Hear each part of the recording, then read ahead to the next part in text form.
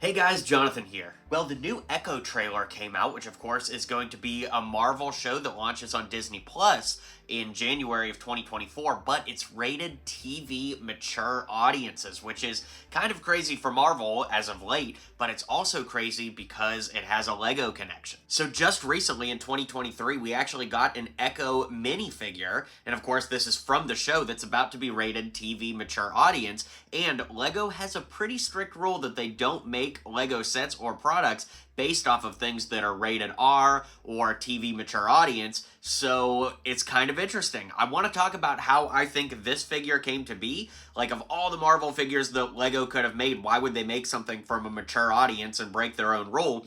But before we get to that, I actually want to take a walk through history and see all the times that the Lego Superheroes theme has kind of brushed up against rated R sets or movie tie-ins and break all of that stuff down. Now, if you're really into the rated R content, I know my friend Duckbricks is working on a video that's going to talk about when Lego has done this, and my friend Just Too Good has had a video out for a little bit talking about this, so definitely check out both of them. They're some of my best friends in the Lego community, and they put out awesome content. But of course, this video is just focused on superheroes, so let's get into it. Alright, winding back to 2012, the very first wave of Lego Marvel sets actually gave us a set that had Deadpool in it. You can see Deadpool is right there, and Deadpool has definitely become more of a mature character as the years have gone by. This coming out in 2012, it actually predated the rated R Deadpool movie by about 4 years, but even still, Lego has never put Deadpool in a set, although he has come in some other places. So while this set isn't particularly based off of something that's explicitly rated R, it definitely tells you that Lego has their reservations about putting Deadpool in a set again, because it hasn't happened in over a decade since this set came out, and obviously they have some reservations about going there again. That takes us to the year 2016, where we actually got a lot of tie-ins that were a little bit on the fence. So this set right off the bat may not strike you as particularly odd, but if you take a look, it comes with Harley Quinn and Deadshot. Now, the thing about these two characters are they both appeared in the Suicide Squad movie that came out around the same time that this set came out. Now, the versions that you see here of Harley and Deadshot are not the same versions that appear in the movie, so this certainly isn't a movie tie-in. It doesn't have Suicide Squad branding on it or anything, but at the same time, they definitely released it strategically so that people who were shopping in the Lego aisle and had just seen Suicide Squad, you know, like all 12 people that saw that movie, could recognize some characters and that they could capitalize on that familiarity. So again, not a direct tie-in, kind of like the Deadpool thing, but close enough that it should be in this video. Now, this one is a little bit more of a direct hit. The Ultimate Edition of the Batman vs. Superman Dawn of Justice movie actually is rated R, and this is based off of that movie. Now, of course, the BVS that came out in theaters was rated PG-13, but this was actually a pretty decent set, all things considered, with all the minifigs. You got that really cool flying Batwing, and this was definitely a set you bought for the minifigs, no doubt about it. But technically, there is a version of this movie out there that is rated R, so this one definitely should be on the timeline here. Staying on our DC streak, in 2017, we actually got a real legitimate Suicide Squad Harley Quinn, and this came in the Apocalypseburg Lego set from the Lego Movie 2, and this one is definitely a rated R character, because this is literally Margot Robbie from the Suicide Squad movie, which is definitely rated R, so this one is definitely an offender on the list. Now, I mentioned that Lego has never made Deadpool again in a set, but that doesn't mean they haven't made Deadpool at all.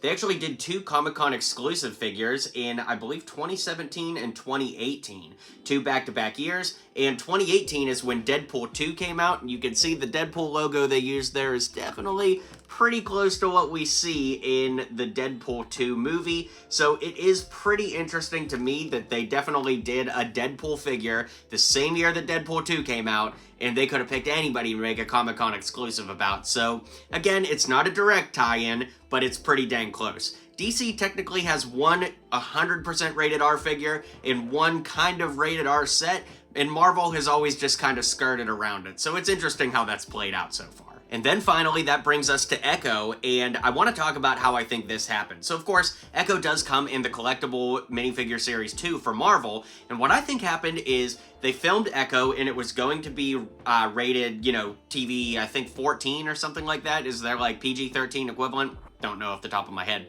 But I think that in reshoots and editing, they went in and made it darker, and I feel like LEGO made the decision to include Echo when they thought it was going to be for a slightly younger audience, and then Marvel switched it up after this was in production, and heck, at this point, it's already released by the time we found out it's going to be for mature audiences. So I think that this one is more of just like an honest communication error between LEGO and Marvel, and less about like LEGO saying like, oh yeah, we're definitely going to make a mature audience figure or set or anything like that. So the big thing to talk about here is, what does this mean for the future? Well, like I said, I think that this is more of just an honest communication error than anything, but the fact that it's happened now, I suppose, does open the door for what's to come.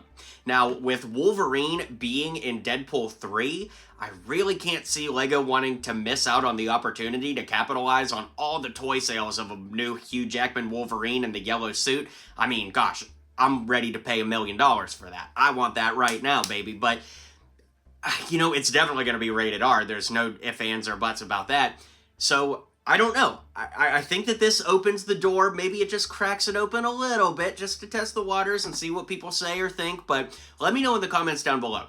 Do you think it makes sense that LEGO shouldn't make TV MA or rated R sets because it is a kid's toy? Or has it evolved so much that when you walk down the aisle of the LEGO store and you see all these for adults and adults welcome sets, that there's really no reason they can't make these sets? Now, there are some rated R properties that I will admit probably do not need to be made in LEGO, but when it comes to superheroes or sci-fi things like the Terminator, things like that, I feel like we could probably have a little bit more leniency, just having LEGO grow with the audience of people who are buying their sets. But with that being said, I'm gonna leave it off here. So let me know what you think in the comments down below. Should LEGO make rated R sets, or are they kind of fine skirting by doing what we've done as we've looked in this video? I'd love to hear what you think, so like and subscribe, and I'll catch you guys on the next video.